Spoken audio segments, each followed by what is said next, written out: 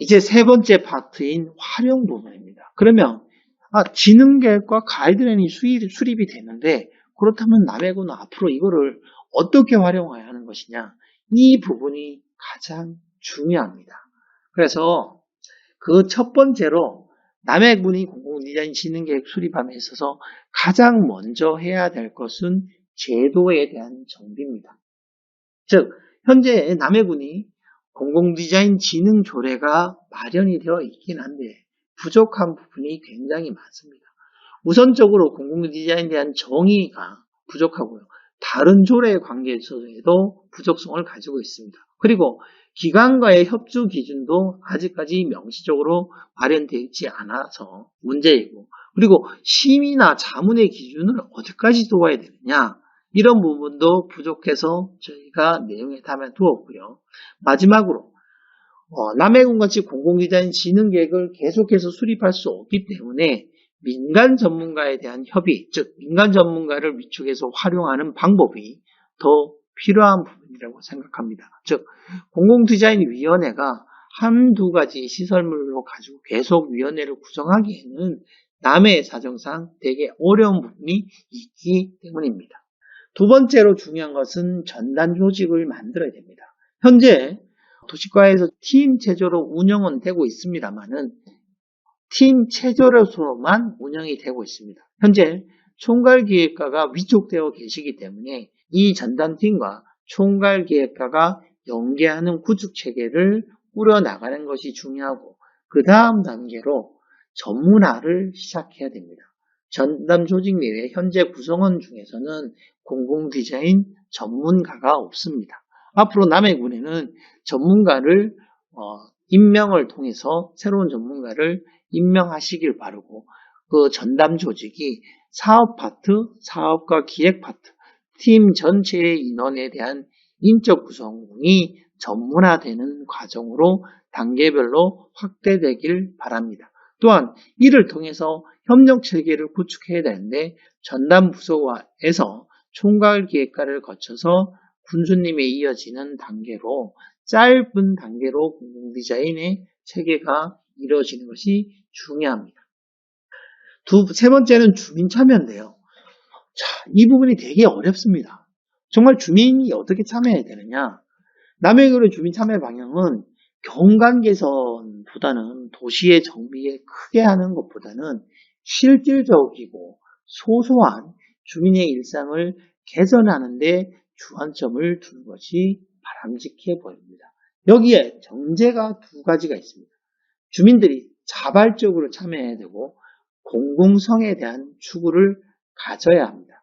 그렇다면 이 기준을 놓고 방법적인 논문에서는 크게 6가지, 세부적인 사항으로 크게 4가지로 진행될 수 있는데, 첫 번째로는 인식을 어떻게 변화시키고 지역의 리더를 양성하고 실제 사업을 참여하고 사업을 주도해 나갈 것이냐에 대한 것이 필요합니다.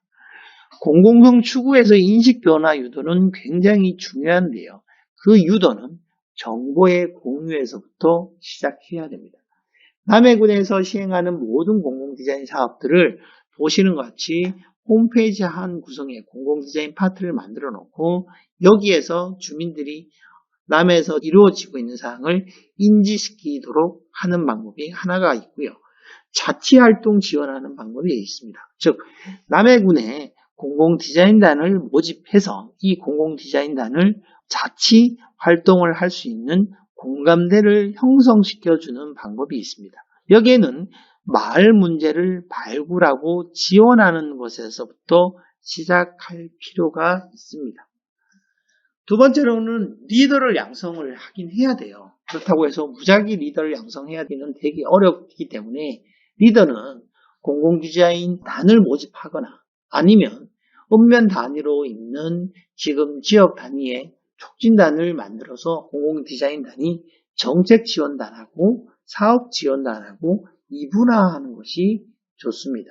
왜 그러냐면 나중에 사업과 정책을 수립함에 있어도 사람마다 성격 또는 사람마다 역량이 다르기 때문에 정책이나 사업지원단으로 이분화하는 방법이 좋습니다. 운영하는 것은 기본적으로 디자인단에서 운영하되 이 운영이 정책추진단과 사업추진단으로 만들어져서 지역 커뮤니티로 형성해 나가고, 당연히 교육은 전담 부서에서 이루어지는 과정으로 초급 과정과 심화 과정으로 나누어 가는 것이 맞습니다. 물론 지금의 단계에서는 당장 교육이 이루어지기가 어려울 거라고 봅니다. 현재 남해군은 도시계획에 따라서 도시계획 재생센터를 만들어둔 상태고, 여기에 공공디자인센터를 겸해서 통합센터로 운영하시는 것이 바람직해 보입니다. 남해군과 같이 작은 군지역에서 2개의 센터를 만든다는 것은 재정적이나 여건적으로 어려움이 있기 때문입니다. 주민참여사업에 대해서 말씀드리겠습니다. 주민참여사업은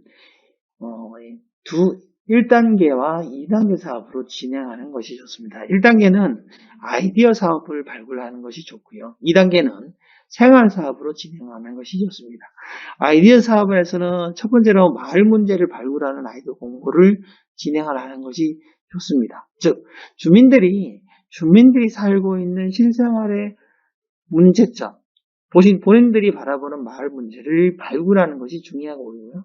거기에 유니버설지, 고령화 사회가 접어들었기 때문에, 즉 고령자들, 본인들이 어떤 것이 불편하고 어떤 것이 더 나은 것인지, 거기에 대한 주민교육을 함께하는 공모가 필요하고요. 그리고 우리 마을 공공디자인 문제에 대한 책자를 발행하는 것이 좋은 예가 될 수 있습니다. 즉, 마을 문제 발굴에 대한 아이디어가 만들어지게 되면 그것을 가지고 각 마을에서 받은 것을 하나의 책자로서 만들어서 주민들에게 배포하게 되면, 내가 우리 마을에 생각했던 문제하고 옆 마을에서는 저런 문제를 생각하고 있었네? 라는, 즉 정보의 공유도 함께 이루어지면서 자연스럽게 공공디자인에 대해서 인식을 하게 되고, 그 필요성을 서로 간에 느끼게 되고, 이런 생각도 할 수 있구나 라고 하는 가장 좋은 방법 중에 하나가 주민차업 사업에서 아이디어 사업을 나누고 공유하는 것이 중요합니다. 2단계로는 생활 사업을 해보는 겁니다. 즉, 앞서 했던 아이디어 사업을 가지고 주민들이 우리 집 한평 정원 조성 사업처럼 실제적으로 자기들한테 도움이 되는 사업을 시행하셔야 됩니다. 예를 들어서 한평 정원 만들기 사업은 일정 금액, 즉 가구당 한 100만 원이나 200만 원 정도의 금액을 주고 여러분 집에다가 정원을 만들어 보세요. 그러면 저희가 비용을 지불해 드릴게요. 즉, 그렇게 되면 주민들은 내 집을 가꾸는 사업이 되기 때문에 그 내 집을 가꾸는 사업이 내 집만 가꾸어지는 것이 아니고 옆집 또 옆집이 만들어지면 마을의 전체의 사업이 되기 때문에 공공디자인 사업이 됩니다. 그렇게 되면 주민들도 자연스럽게 내 집도 가꾸어지게 되고 우리 마을도 가꾸어지게 되는구나.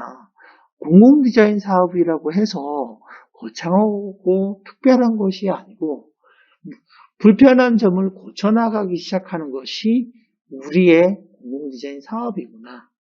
그렇게 되면 마을길을 바꿔나갈 수 있습니다.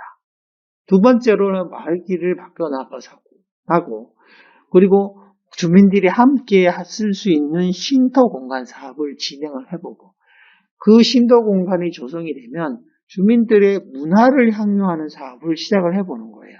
갤러리 조성 사업 같은 거. 그리고 거기에서도 소외되신 분들이 있어요. 거동을 하지 못해서 실제적으로 한 집 한 평 마을 조성 사업을 하지 못하는 초고령자들이 계세요.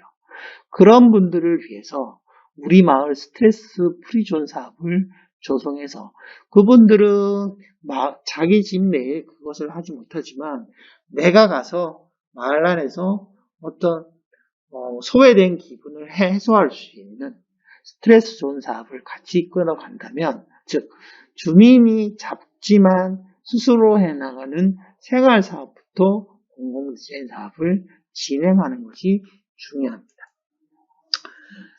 그렇다면 지금까지 이렇게 만들어진 공공디자인 진흥계획을 어떻게 활용을 할 것인가? 한번 주제별로 한번 볼게요. 진흥계획은 기준 자료가 되는 것입니다. 뭐의? 상위 계획의 기준 자료. 즉 공공디자인 사업의 함에 있어서 공공디자인 진흥계획의 기본을 놓고 그 개념을 잡고 사업 선정을 할 때도 기준의 자료로 갖고 그리고 그 공공디자인 사업을 평가할 때도 진흥계획에서 맞게 적용을 했나 하지 않았느냐에 대한 것으로 할 수도 있고요. 그리고 진흥계획을 공공디자인의 의식의 자료로서도 활용하는 것입니다. 가이드라인이라는 것은 실제 반영을 하는 것입니다. 어떻게?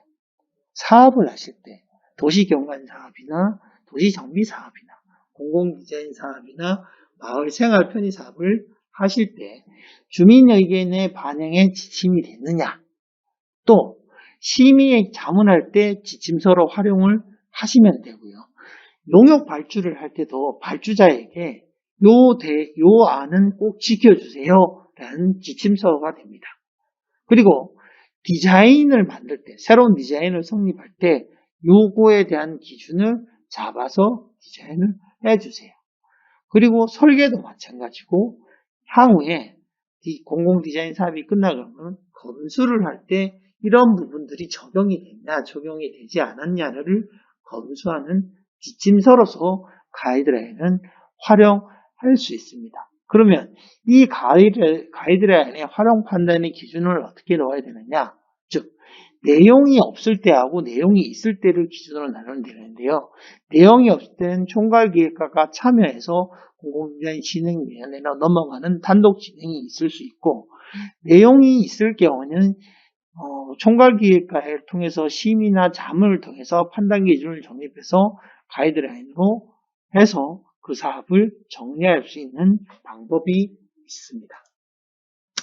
그러면 공공디자인 진흥계획이나 공공디자인 가이드라인은 전문가 집단이라고 하는 공공디자인 위원회하고 민간 전문가는 어떻게 이용을 하느냐. 문제점 찾기에서부터 문제점 파악을 이루어주면 그거에 대한 해결책으로 진흥계획을 기준으로 삼으면 되시고요. 이를 통해서 진흥계획위원회가 이루어지면 진흥계획위원회는 이 가이드라인대로 적용을 했느냐 하지 않았느냐에 대한 심의나 자문, 그 다음에 사업 진행의 판단 여부로 활용하시면 되고 주민도 있고 비전문가도 있잖아요. 주민들 같은 경우는 문제 단계에서부터 진행을 시작하기 때문에 거기에서 이루어지는 부분들을 함께 발굴해서 나가는 것이 필요하고 비전문가들은 진흥계획의 단계별로 가이드라인을 적용해서 나가면 되실 것입니다. 그러면 공공디자인 단계를 전체적으로 놓고 어떻게 추진하는 것이 좋으냐? 전체 그림을 하나 그려봤습니다. 제도, 조직, 주민참여, 공공디자인 사업. 사업에는 정책사업과 실행사업을 어떻게 두고 그 다음에 중앙정부가 추진하는 공공디자인 사업들이 앞으로 계속 나올 겁니다. 그러면 남해군은 언제, 어느 시기에 어떻게 참여를 해야 할 것인가가 필요한데 공공디자인 사업은 개별 사업으로 진행하지 마시고 처음에는 초기에 말하는 도입 단계에서는 협력 사업으로 진행을 하시고 단순한 경관개선 사업에 주민들의 일상을 지원하는 사업으로 바꿔보시고요. 관주도 사업이긴 하지만 주민들이 함께 할 수 있는 변화의 시기를 가져가시는 것이 필요합니다. 우선 여기에 따라서 제도 정비는 도입 단계에서는 조례를 정비를 하는 사항을 했으면 좋겠습니다. 앞서 부족한 조례 사항들을 정비를 해서 보고서 뒤편에 조례 계획들을 다 정립해 두었고요. 그리고 조직 정비를 함에 있어서 최소한 한 명의 좀 전문가를 유치해 주셨으면 좋겠습니다. 주민은 초기에는 인식을 변화하는 사업을 해야 됩니다. 그리고 그 인식 변화에 지역의 리더를 어떻게 총괄계획과와 함께 지역 리더를 양성하실 것인가를 고민해야 되고 정책사업은 이미 진흥계획을 수립하셨기 때문에 그 다음에 하셔야 될 게 남해군의 도시 브랜드를 개발하는 것입니다. 왜? 남해군에서 모든 추행의 용역을 함에 있어서 저희가 공무디자인 진흥계획 말고도 도시계획이나 다른 계획을 수립하면서 항상 하시는 얘기가 뭐냐면 남해군의 정체성을 담으라는 겁니다. 근데 저 남해군의 정체성이 뭘까요? 지금 살고 있는 여러분들이나 여기에 연구 용역을 하러 오는 용역사나 정말 남해군의 정체성을 알 수가 있을까요? 남해군의 정체성이라는 것은 예전부터 있던 거를 만들거나 현재 만들어서 지속해 가거나 두 가지 중에 하나를 하셔야 됩니다. 그렇다면 앞으로 모든 남해군의 용역에 대한 정체성이 매번 바뀌는 게 아니라 남해군의 도시 브랜드 개발을 통해서 그 정체성은 확립을 시켜두고 그것을 계속 유지시켜 나가는 것이 저는 중요하다고 봅니다. 그리고 실행사업은 시범사업을 한번 해보세요. 마을 자원을 활용한 사업을 한다든가 안전에 대한 편의성을 높이는 사업을 진행을 해보시고 중앙정부 사업에서는 5대 정책 사업이 있는데 그 중에서 생활편의사업과 생활안전형 사업을 우선 추진할 것을 권장드립니다. 적용 단계에 오시면 조례에 법률만 있는데 그거를 시행 규칙까지 개정하시는 것이 좋고 사업 전문가 1인에서 기획 부분도 조직에서는 전문가를 두는 단계를 권장합니다. 당연히 공공디자인 주민참여는 교육 단계로 넘어와야 되고 거기에 마을 문제를 발굴하는 아이디어 공모를 시작하는 주민참여 사업을 공모 단계에서 적용해 드릴 것을 권장합니다. 그리고 정책적인 사업에서는 남해군의 지역활동가들이 굉장히 많습니다. 이 단계에서부터는 지역활동가에게 정책 지원 사업을 추진해 주십시오. 거기에 공공디자인센터를 도시재생센터와 함께 운영하는 방법을 가져주시고 실행사업으로는 거점 사업하고 중점 사업을 함께 해주시고 중앙정부가 추진하는 사업에서는 마찬가지로 안전형 사업과 편의형 사업과 더불어서 모두를 위한 사업, 즉 공공디자인의 유니버설 디자인 사업부터 시작해서 참여해 보시는 것도 좋고 마지막 정착 단계에 오면 조직은 팀장까지 전문직으로서 완전한 전문화 체제를 갖추고 공공디자인 교육을 통해서 심화 과정을 이끌어가고 주민 참여 사업은 아이디어 사업에서 실생활 사업으로 퍼져나가고 그 실생활 과정이 퍼져나감과 동시에 교육과 컨설팅 제도가 자연스럽게 이루어지게 될 겁니다. 여기에 사업은 확산 사업을 해야 되는데 남해군이 가지고 있는 부족한 공공디자인 사업을 진행을 해 가시고 이 이후에 중앙정부의 사업은 생활 풍경을 높이는 사업을 단계적으로 진행할 것을 권장드립니다. 그렇다면 우선적으로 해야 될 공공디자인 사업이 뭐가 있느냐? 지금부터 쭉 간단하게 설명을 드리겠습니다. 남해군의 지역 공공디자인 사업은 야간 경관 개선 사업으로는 첫 번째, 빛이 다채로운 남해 바다 만들기 사업을 해보시길 권장드리고요. 두 번째로는 지금 남해가 가지고 있는 바랫길을 마을길 산책길로 재정비하는 사업에 대한 제안을 드립니다. 세 번째는 어촌마을에 대한 환경개선, 즉 어촌마을이 안고 있는 문제점을 보다 마을 주민들이 살기 좋은 마을 형태로 만들어주는 어촌 세티드 사업도 함께하는 것을 권장드리고 그리고 남해의 진입 경관 개선을 아름다운 남해의 첫인상을 조성하는 즉 자연환경적인 요소로 해서 감암마을, 노랑마을, 다낭마을, 창선도 부근에 남해의 진입 경관 개선 사업할 것을 제안을 드립니다. 다섯 번째로는 남해에 지금 옛 길과 새로 만들어지는 길들이 있는데 옛날들 길들이 좀 버려지고 있어요. 이런 길들을 활용하는 교통 랜드마크 사업이라든가 거점 지역이 만들어지면 거점 지역에 따라 도로 환경이 변하기 때문에 스트레스 없는 도로, 즉 이런 도로를 만들어야 교통사고율을 줄일 수가 있고 관광객들이 안전하게 올 수 있는 사업들이 될 거라고 판단합니다.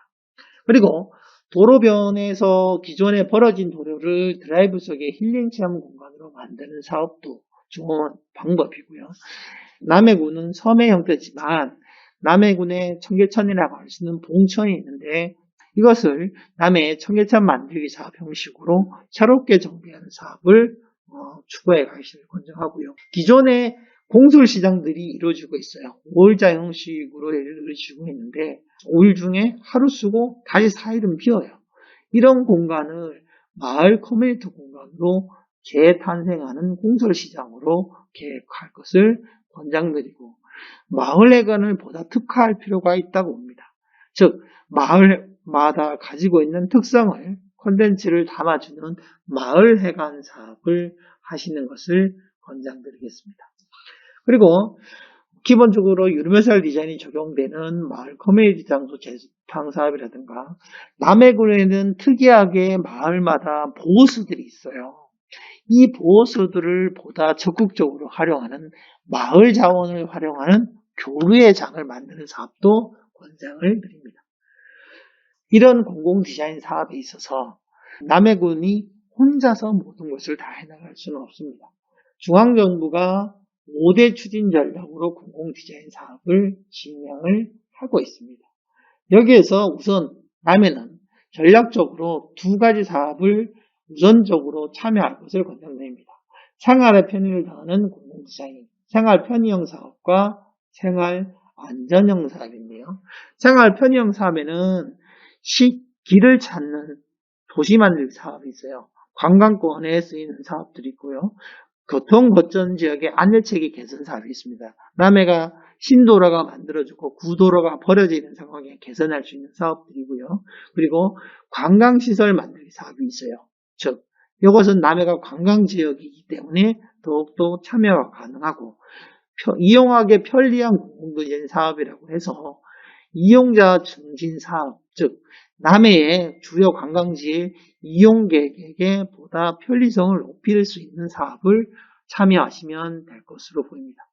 그리고 생활안전형 사업은 기본적으로 범죄 예방이긴 한데 남해는 범죄보다는 안전사고율이 높기 때문에 안전사고율을 대체하는 사업으로 진행하시면 될 것 같고 거기에 남해는 이미 고령화 사회가 왔기 때문에 재난에 대한 것도 고령화 기준으로 바꿀 필요가 있습니다. 거기에 대한 사업도 함께 문체부라든가 소방방재청이 진행하는 사업과 진행할 수 있습니다. 이 이후에 모두를 위한 디자인 사업이나 생활의 품격을 높이고 그 다음에 기초를 높이 튼튼하게 하는 사업으로 진행할 것을 권장드립니다. 이상으로 발표를 마치도록 하겠습니다. 경청해 주셔서 감사드립니다.